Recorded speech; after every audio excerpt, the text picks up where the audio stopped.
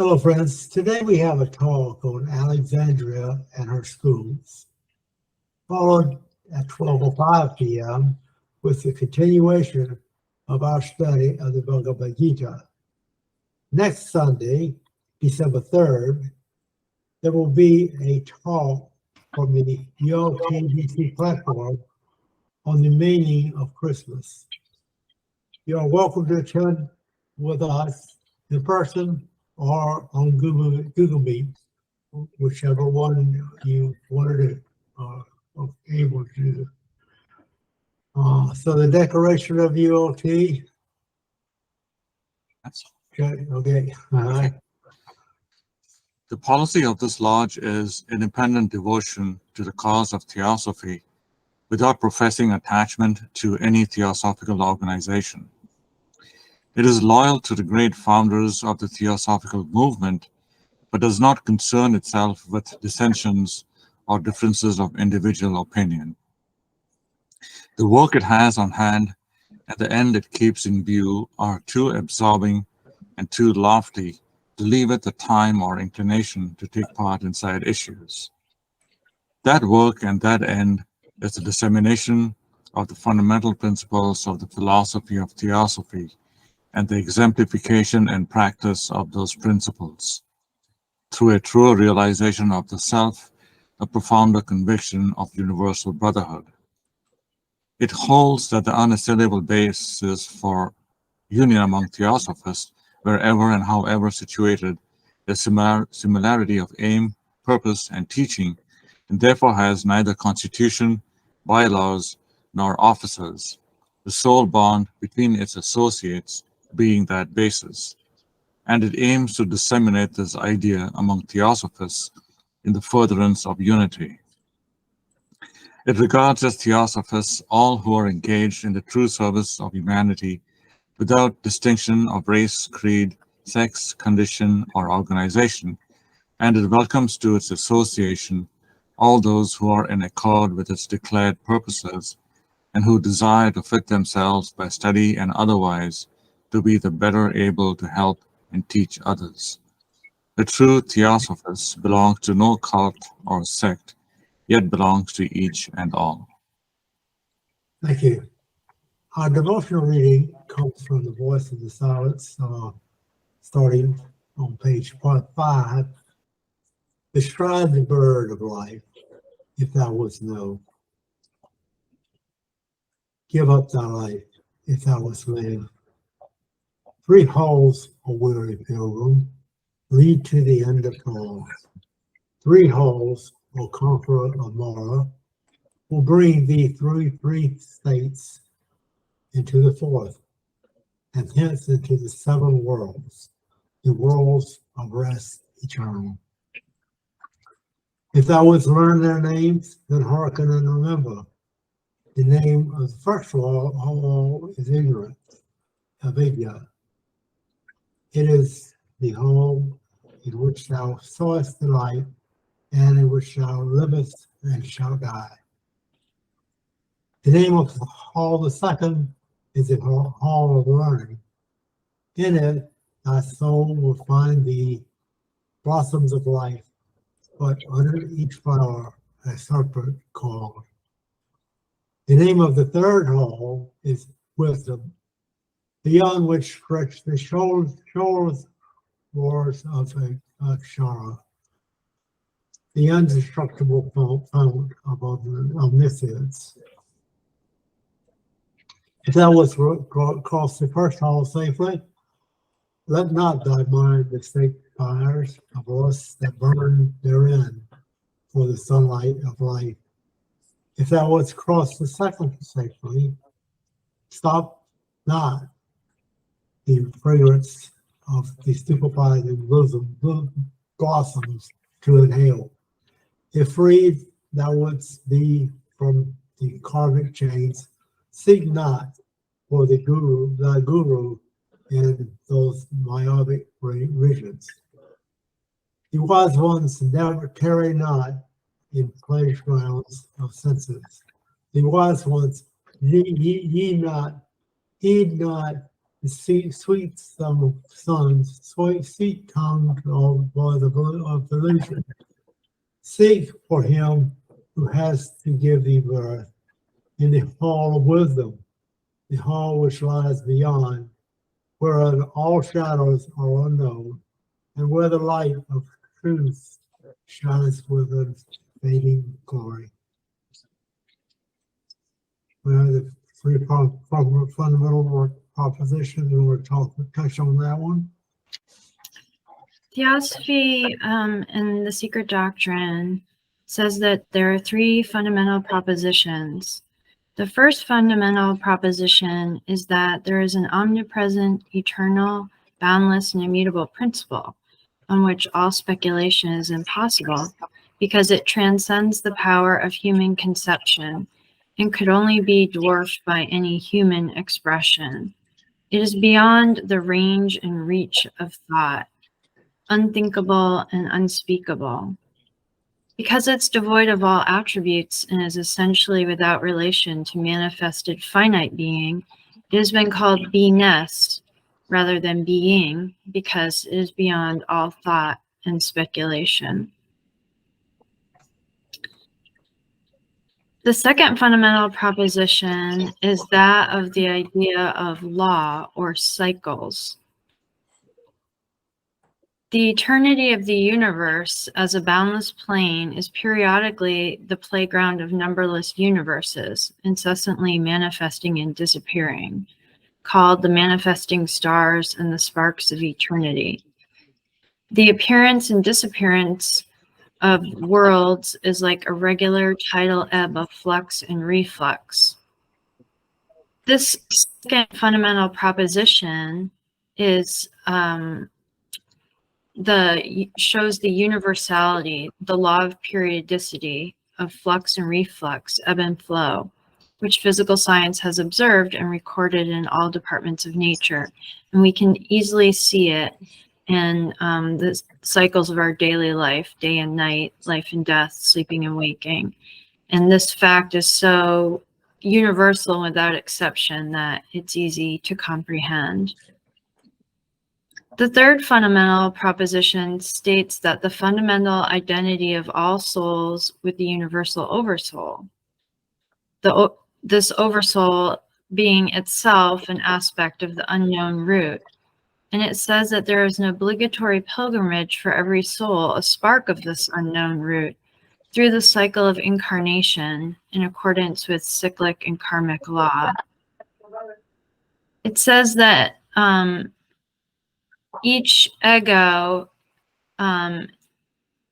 admits no privileges or special gifts except those won by each ego through personal effort and merit through a long series of reincarnations.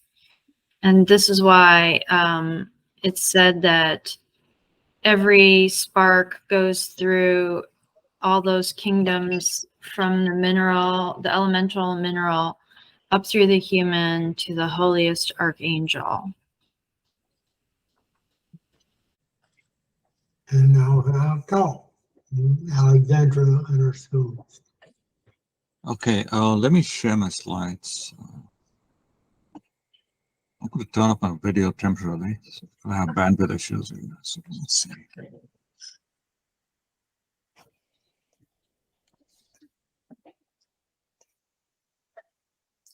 Can you see this? Yeah, it's coming up now. Okay, it's up.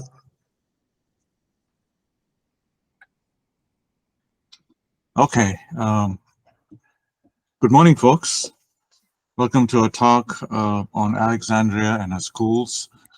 So before we get into the talk, just want you all to know that all the information in this talk has been taken from theosophical literature, primarily, and since most of this, despite the fact that there's information outside theosophy, but what's given out in our literature is sufficient for this short talk. So the city of Alexandria was founded by Alexander in around 332 BCE. And as shown on this map, it is located between, at the north end point of Egypt, and located between the Mediterranean Sea and Lake Mauritius. To the east is the Nile Delta, over here to the east, and then west is the desert where Alexander assumed lay the shrine of his father Ammon. And here's why he thought that. So Alexander the Great, as he was eventually called, was the son of Philip, the king of Macedonia, and his mother was Olympias. And according to folklore, Alexander's mother, Olympias, prior to her wedding, dreamt that Ammon, disguised as a serpent, became the father of her son. And therefore, for many centuries, Alexander was erroneously considered the son of Ammon. But allegorically speaking, Ammon or Mon is referred to as a hidden spirit, while the serpent is a divine symbol of endless eternity and cyclic periods. That's based information on Secret Doctrine, Volume 2. So due to his untimely death, the construction of the city was completed by his half-brother Ptolemy Soter and Ptolemy's son Ptolemy Philadelphus. The city was known for its schools of philosophy, mathematics, sciences, library, as well as the greatest minds, including Ammonius Saccas, and finally ending with the gruesome murder of Hypatia around 415 Common Era. So over the years, archaeologists have uncovered several structures of ancient Alexandria, such as the Pharos, which is a more than 400-foot high lighthouse from the city of Alexandria, which was built more than 2,000 years ago by Alexander. It was a city which linked Greece and Egypt. And after the death of Alexander the Great, it was his general who founded the Museum, a research institute with lecture halls and laboratories and guest rooms for visiting scholars. It was here that Archimedes and Euclid worked on mathematics and physics problems, and it was here that astronomer Aristarchus demonstrated that the sun was the center of the solar system. Ptolemy's son added the famous library to the Museum complex. The first chief of the library, Eratosthenes, measured the Earth's circumference to an accuracy within a few hundred miles. And then in 1326, the Arab traveler Batuta described the glory of Alexandria. Here's what he said. He said that Alexandria is a jewel of manifest brilliance and decked out with glittering ornaments. However, early Christians threatened Alexandria's scholarly culture and viewed pagan philosophers and their learning with suspicion, and around 312 AD, the theological schools sprang up to counter the pagan influence. So keep in mind that up to that point, Alexandria was, the seat of Neoplatonic philosophy and teaching, and that didn't really go well with many of the early Christian theologians. And so, towards the end of the cycle, Christian mobs played some part in the destruction of the Library of Alexandria, and Christian monks kidnapped and tortured to death the female philosopher and mathematician Hypatia. Even after her death, intellectual life continued in Alexandria. So for the purpose of this talk, we'll mostly focus on one of her greatest residents, Ammonius Saccas, because from a theosophical point of view, we're more interested in philosophy that was brought in the school founded by Ammonius. So Ammonius was born in 125 AD, and in 193 AD, at the age of 20, he founded in Alexandria, the Neoplatonic school of Philhellethians, or called the lovers of truth. The term theosophy comes to us from the great Alexandrian philosophers. This term has been brought to us from the 3rd century by Ammonius Saccas, the founder of the eclectic theosophical system, with the primary objective to teach spiritual truths. It sought to reconcile Platonic teachings and the Aristotelian system of Oriental theosophy. Its aim was to check the ever-increasing ignorant superstition and blind faith of the times. Among his followers were Plotinus, Porphyry, Iamblichus, Origen, Longius, and Hypatia, all of whom made valuable contributions to the Neoplatonic system of thought. However, the Catholic Church did not allow the school to survive for long, and with the fall of Hypatia, the ruin of Alexandrian library began the Dark Ages, a period when the light of truth was eclipsed by the growing power of the Church of Rome. The system the Alexandrian philosophers founded was, as the theosophical system, and therefore the word theosophy can be traced back to the 3rd century.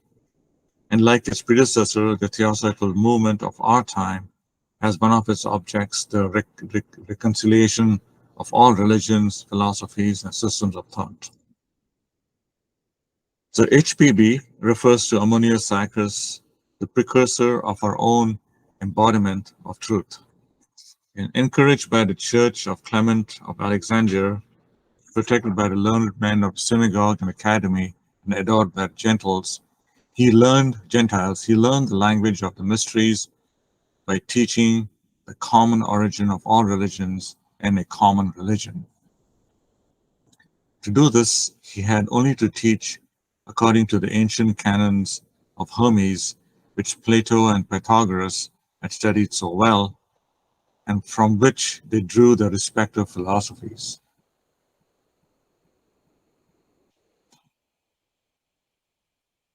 So Ammonius Saccharus, as the talk, was born in 175 AD to Christian parents who actually tried to raise him in that faith. From early childhood, however, he was repelled by the extreme dogmatism that characterized the vociferous Alexandrian Christian movement. Disgusted by the mediumistic and superstitious tendencies indulged by many Christians, he immersed himself in the philosophic quest of the older Hellenic religion of thought. Unlike many intellectuals of the day, Ammonius willingly worked to earn a living, and while tradition holds that the name Saccharus was derived from his occupation as sack bearer, he would equally be known as meaning the shield of Ammon. His search for an understanding of the nature of things was nourished by the conviction that one must practice the truths one learns in every context if one is fully to realize them. Devotion to his studies brought him to a deep consideration of Plato's teaching, and he found there a spirit of inquiry that matched his concern to discover a universal philosophy. His persistent meditation upon these teachings opened the way for him to receive illuminated insights through dreams and visions. And Heracles aptly called him the divinely taught, for he blended a vigorous mind with an awakened intuition.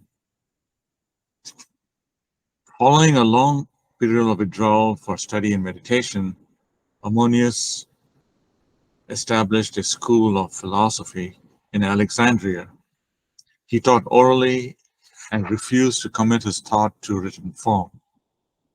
Porphyry wrote that Irenaeus, Origen, and Plotinus made a mutual promise not to divulge doctrine of Ammonius, but Irenaeus leaving broken the agreement, Origen and Plotinus felt themselves no longer bound by it.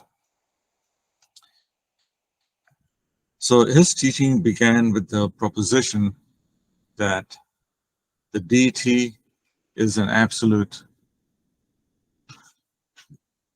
principle, utterly transcendent, indescribable, and incomprehensible.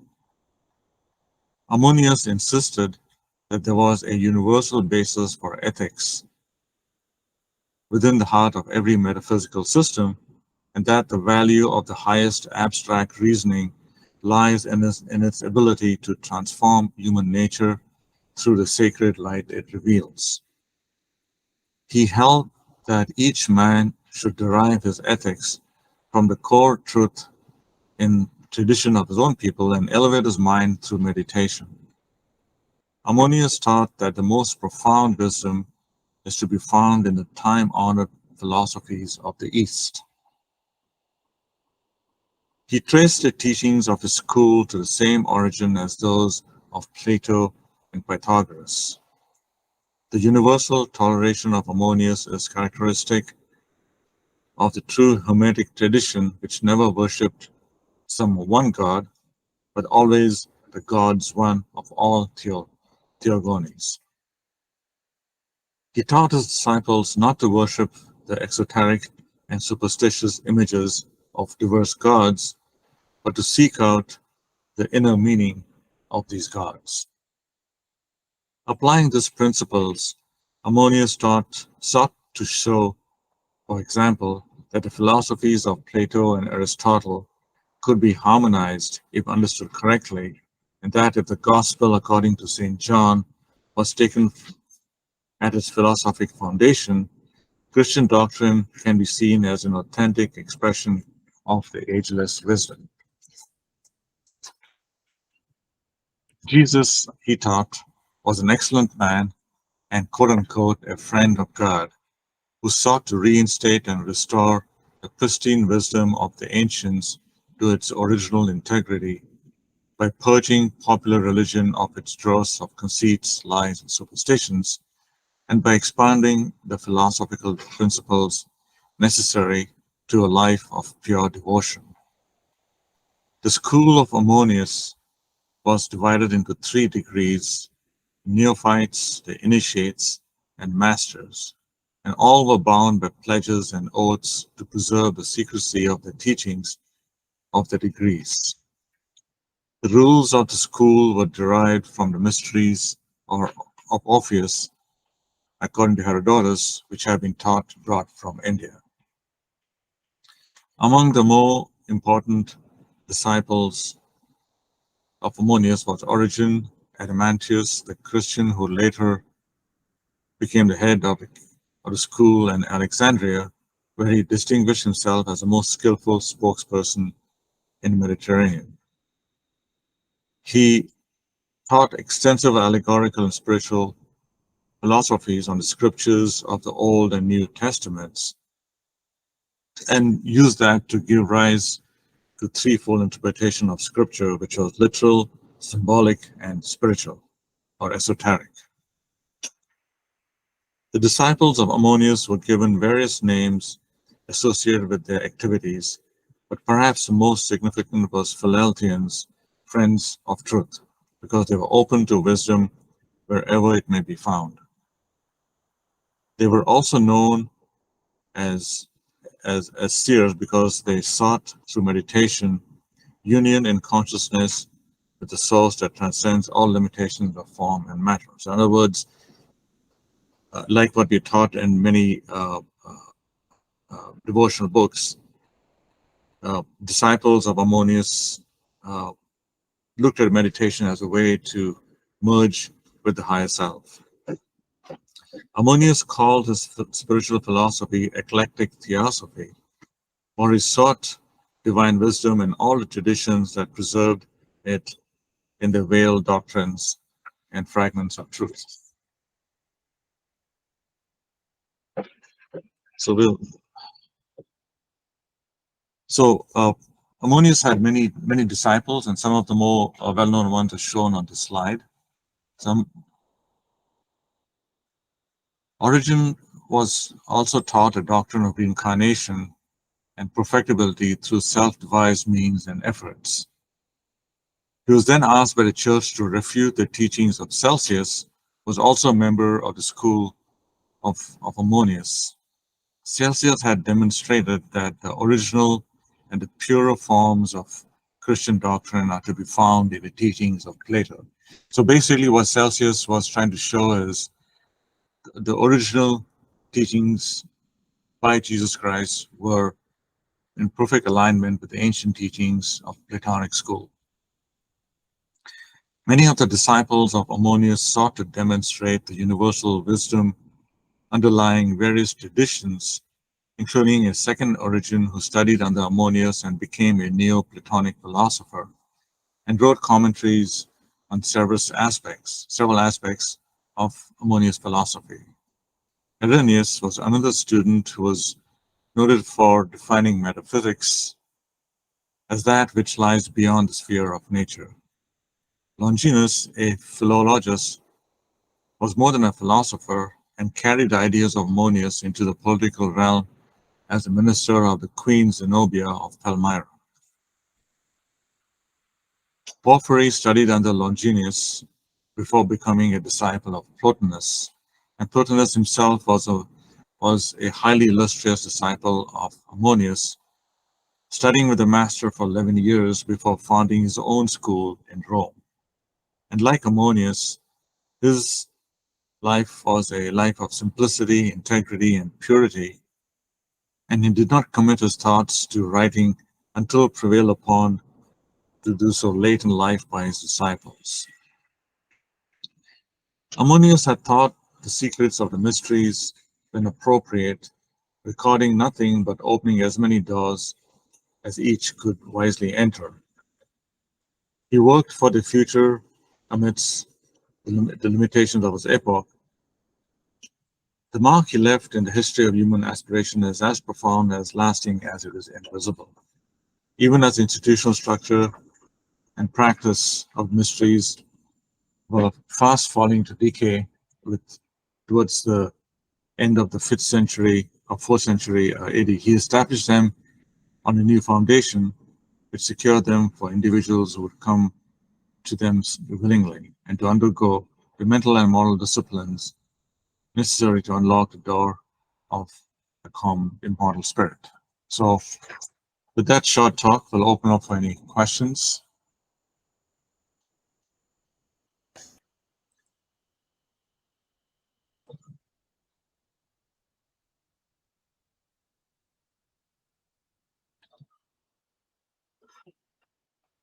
Now, you said that that this was the school was started around 100 or something like that. Yeah, the school by Ammonius, the eclectic theosophical system, was around 175 AD. Yeah. Okay, and that school continued until So the school continued 400? around 415 with the murder of Hypatia. Recall, Hypatia was the last great philosopher, and her teaching ran counter to the emerging dogmatism of Christianity, and came to a point when she was at one point giving a lecture in one of the churches, one of the schools, when a mob that was incited by some of the Christian priests went into the school, dragged her out, and murdered her. And that was basically the end of that cycle of Neoplatonism and started a dark cycle of Dark Ages. So this was basically modern day theosophy. Theosophy is the same as they were teaching in this school back then. So this gives us an idea of how theosophy surfaces. It goes back on in the underground. Yeah, absolutely. And here's where I recall, in fact, HPB herself regarded Ammonius as a precursor of our own embodiment of truths. So many ways, the school that Ammonius and his disciples taught in seems to have re-manifested with the re-emergence of theosophical movement of the 19th century. And in fact, so even though we call they were Ammonius and his disciples and initiates were referred to as Neoplatonists, they actually refer to themselves as more theosophists. I mean, he was the one he's the originator of the term theosophia, lover of universal wisdom. But what he was trying to show was trying to basically pick up where Plato left off from many centuries before him, and to make sure that those teachings were kept unadulterated and pure. And what he also did was he tried to bridge Plato's teachings with the original teachings of Christianity and show that those were pretty similar. There's only later, in the early centuries after Christ, where some of the church doctrines became more dogmatic. But what Ammonius and many of his own disciples tried to demonstrate, that if you look at the teachings of Jesus Christ, original teachings in purity, they are in perfect alignment with the philosophy of Plato and the old Eastern traditions. You lost your sound. How about now? Can you hear me? Yeah. Okay. You lost you again. Yeah. So what I was saying was that what Ammonius did was, not only did he try to, give continuity to the teachings of Plato, but he also he and his disciples tried to demonstrate that the original Christianity, the pure teachings of Christianity, align well with Plato's philosophy. And that didn't go well with many of the priests, as you probably know. So, Yeah. Go ahead. Yes, Kathy. Oh, just a comment. It's so interesting that it was said he learned some things through dreams. Because I think, the detractors would say, well, how did you come across all this information? But we know that, like, from HPB's experience, that dreams can have, she had a connection to her teacher through, through dreams or through an interpersonal, like, connection that isn't typical. So hearing this, it's consistent with what we know about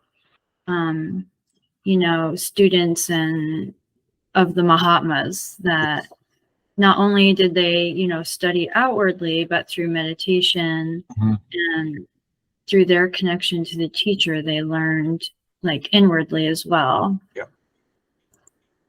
In fact, Ammonius was also referred to as Theodidactus, which means divinely taught. I mean, he was taught in his dreams, and I think, as you said, Kathy, we can assume very similar to what HPB and other disciples of the 19th century were also taught through in the dreams, in many ways, by the masters and other higher disciples. Yeah, go. Yes. Can you link what Ammonius did and the events that occurred at that time with the establishment of UOT for theosophy?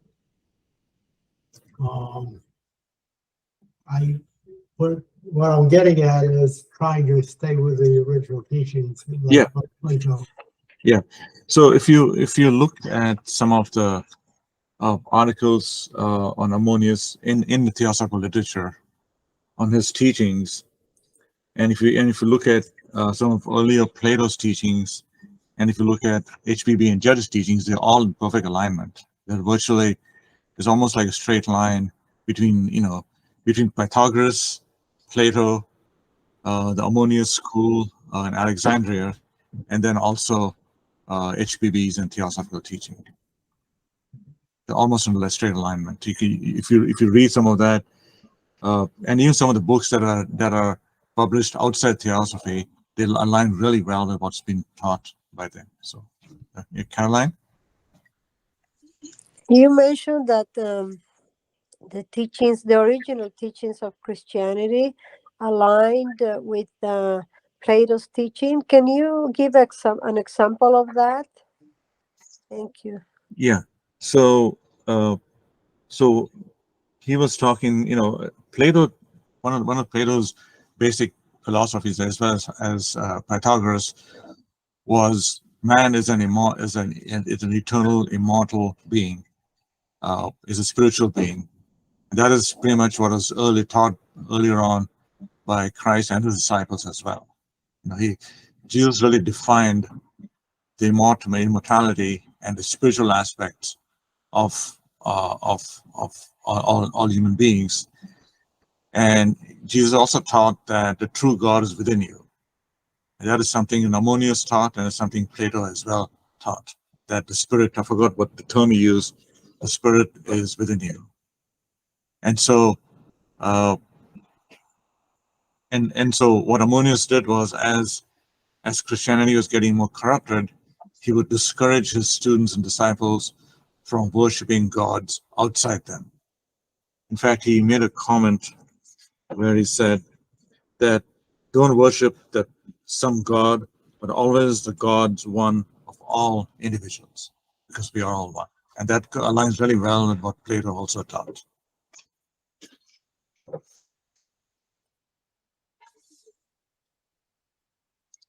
Yes. Go ahead, Herb.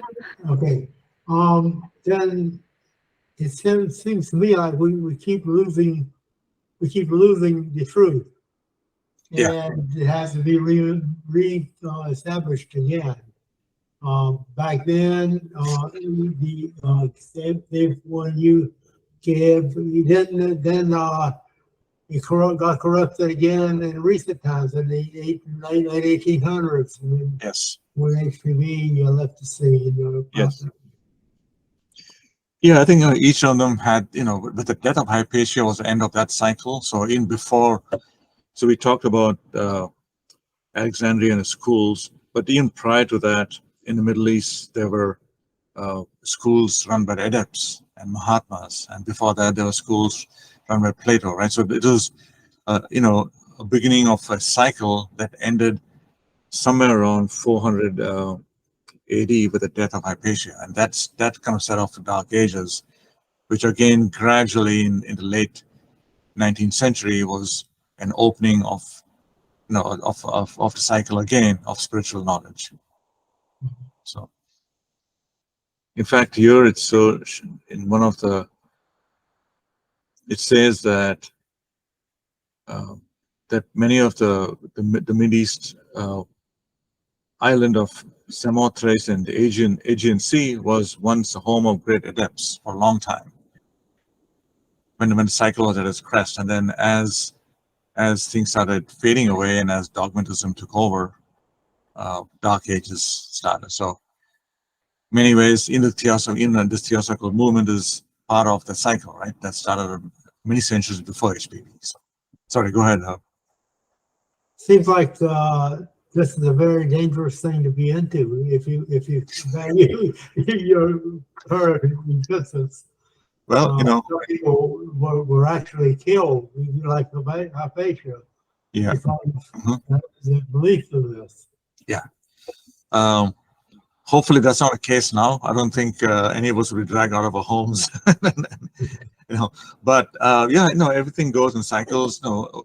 Occasionally we still see today people who are vehemently against true spiritual knowledge, and they see this knowledge as a threat to dogmatic religion and all religions, not just Christianity, but other religions as well. So I would refer to Carolina. yeah. We have other examples of people that died because of this too. Hypatia is a key example, but be pulled apart limb by limb. Yeah. Kathy and Carolina, I guess. Carolina.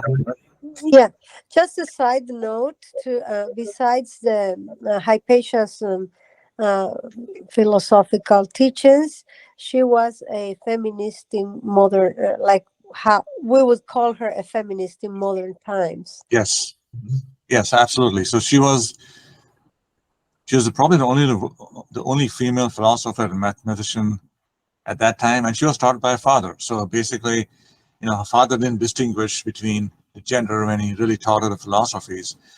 When as she became more vocal and more assertive, and she started raising the anger of others, not just because she was talking about Neoplatonic philosophy, because she was a woman doing that. Absolutely.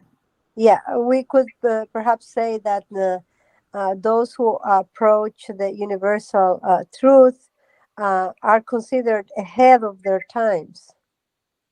Absolutely, and Hypatia was way ahead of her time. In every way. She was not only a strong philosopher, but a really good mathematician, which also didn't go well at that time because she was the only female mathematician teaching mathematics. So there's a lot that is going against her. Yeah. Kathy? Yeah, I was just gonna mention, I forget, who is the one who went to Rome to open his own school? Well, it's fine if we don't remember, but I think it was in part because the climate. Plotinus. Plotinus, right. Yeah. In part because the climate in Alexandria was difficult to operate the school. I don't know if I don't think there were any philosophical differences why he went, but Hypatia, because she was so learned and her father held, a similar position, she was well known among the sort of ruling class of Alexandria. And so I think that also that she had sort of not only an intellectual, but also sort of social, political type of position in the community that upset folks. And they, the early Christians were, whipped into a frenzy by some of their leaders, on purpose to sort of detract. So all these teachers, that you mentioned, the long list, it wasn't easy for them. It wasn't like, oh, there was this great school and everybody just came and had a great time learning. It's like they were constantly having to, protect the teachings from being watered down, from being, changed or ended by different groups. And it was a difficult climate. And I guess it just serves as a testament to all that they did accomplish. Yes. And I also want to know why we don't study them more in school and hear more about them. Growing up, there's a canon of Western civilization and philosophy that we're taught, but they're mentioned maybe here or there in a footnote, but why aren't they heard? Why don't we hear more about them? And we should. In fact, if you Google these names and look for just regular textbooks outside, it's very superficial. It doesn't really cover their teachings, and you're right, and enormous challenges they had. It wasn't difference between Hypatia and other disciples was that she was, you're right, she had a certain social standing that kind of helped her out, but the rest of the disciples had to, they either trying to teach in secrecy. Some of the older disciples later on in life actually gave some, wrote down some of the teachings just to kind of preserve it, and also spread it to other nations as well. I didn't really cover that part of it, but yeah, it was it became difficult, increasingly difficult, and at one point, the church actually asked Ammonius, or one of the disciples, to retract his teachings of reincarnation and the perfectibility. They didn't believe that. And of course, so they were under continuous pressure at all times to not only stop teaching, but also to endorse what the church is trying to promulgate as true teachings. You said the name several times, but I didn't never got it. Who was the person that started the movement in Alexandria? Say the person's name one more time, but You're talking of the disciple of Plotinus? Sodom, Plotinus? Yeah, but Plotinus was a disciple of Ammonius, who then went on. He was a disciple for more than 11 years. He learned directly under Ammonius and then went on to found a school in Rome. I think I've been mispronouncing it all this time. And you said spell the name, please. It's Plotinus. Plotinus, okay. Plotinus, yeah. And I think in the Key to Theosophy, HBB talks about Ammonius and his disciple. Now he was the person that he was trying to put out some language that some people thought that they shouldn't put out. Yeah. And so they were trying to help rein him out a little bit. Yes, they try to rein him in, and I'm trying to figure out. There's a point where the church tried to intervene, and the first thing they did was try to have both Plotinus and Ammonius retract all the Platonic teachings they were talking about. And what happened was, what really triggered that was when they pushed the doctrines of reincarnation and the perfectibility of the human spirit, right, of humans, and that went completely counter.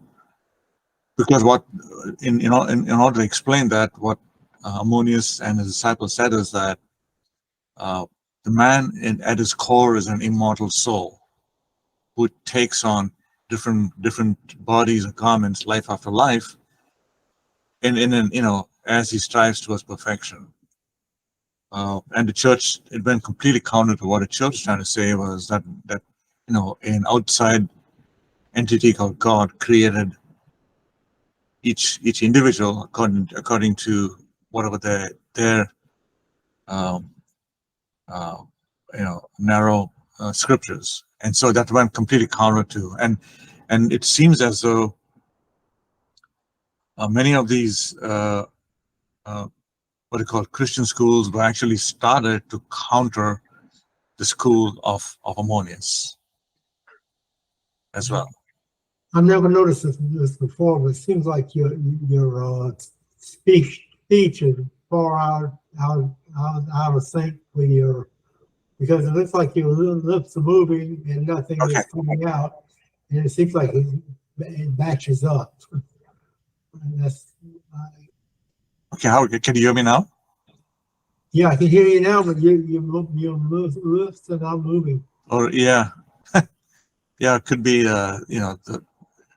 maybe the video is freezing. I guess I'm not sure. Yeah, it could be. This is supposed to be. I'm on Jason's. It's supposed to be really some of the best podcasts what we have. I don't know. Yeah. Kathy and Carolina, you experiencing what I'm experiencing? No, I can hear well. I can hear well when Cyrus is talking, but his lips are not going with the sound. I never noticed that before. There's a slight delay, but it's not. Yeah. This was a really, really great talk, the overview of all these philosophers, how that you really can almost get a sense of the teacher-student, and that student becomes a teacher of another student, the guru para chain, that and that how the philosophy was passed down. Absolutely. Yep. Yeah. Well, it says that we learn very slowly, and this is pretty obvious from this talk that we do, because we're talking about hundreds of years here, and seems like we're not much further along now than we were then, if anything, because we're still are reluctant to go against the grain of the conventional thinking. Yeah. So.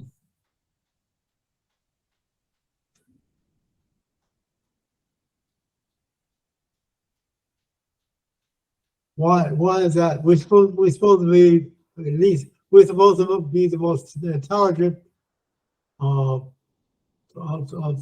any of the animals, types, or whatever.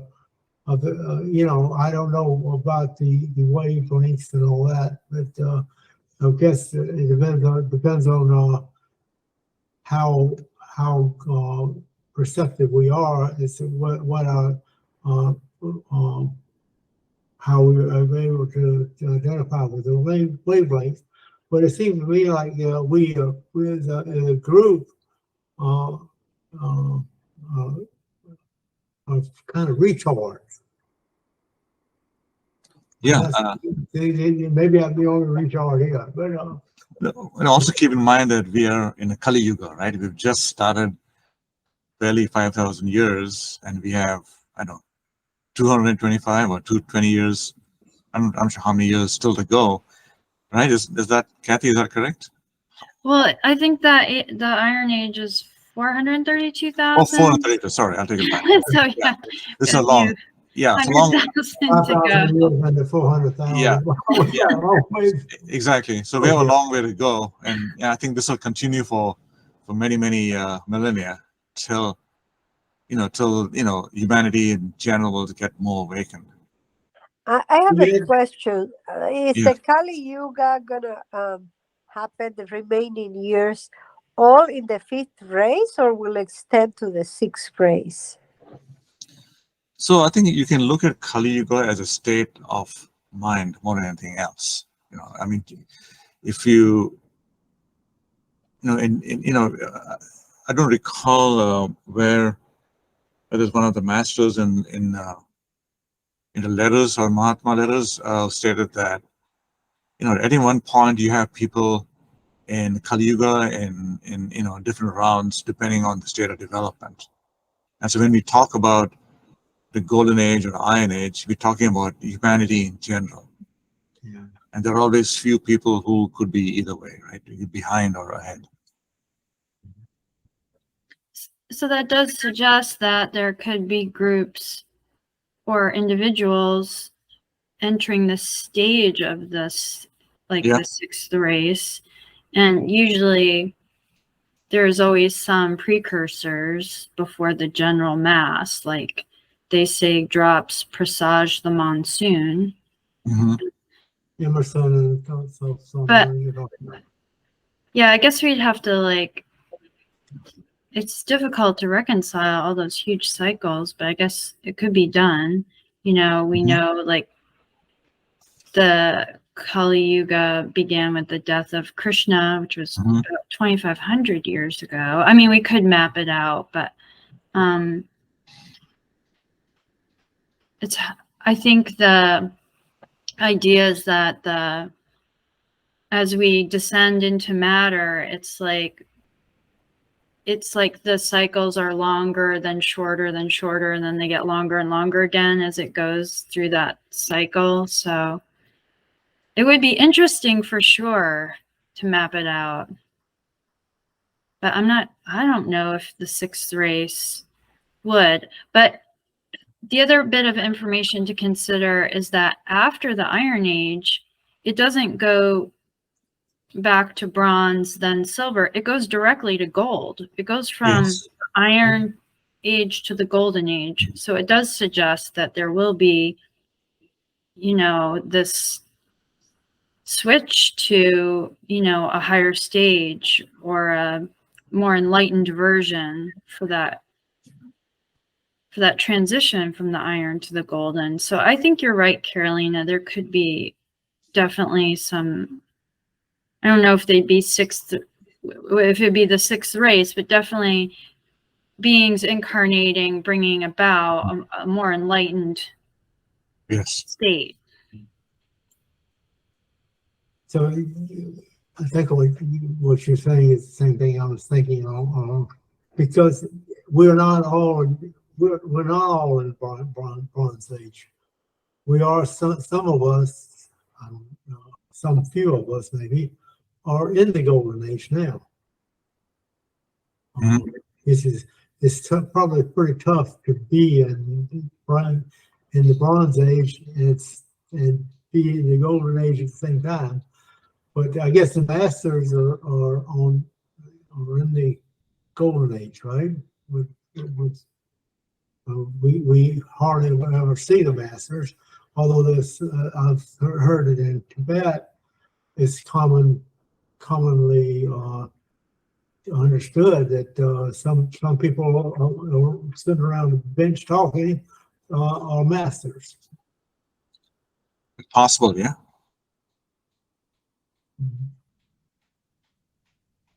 Yeah, I think they have to remove themselves from the general population, in a sense, because being around them, they have they're like a nexus of energy, so to speak.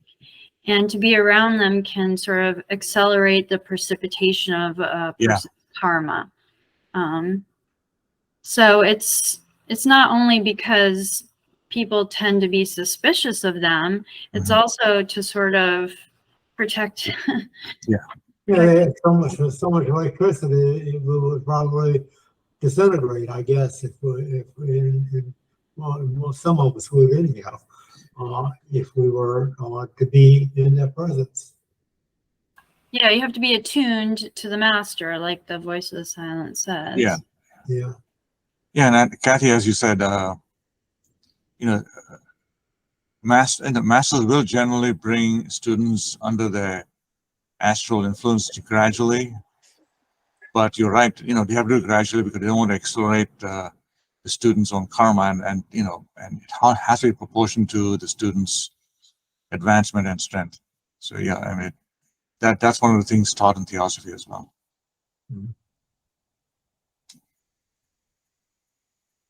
Well, it sounds like we're ending up at about exactly the time, 12 o'clock, just about. And did you have other comments on this subject? Otherwise, we take a break, and we're not in Lodge this week, so we might be able to get back in a few minutes. However many we don't want to take. So we take 5 minutes.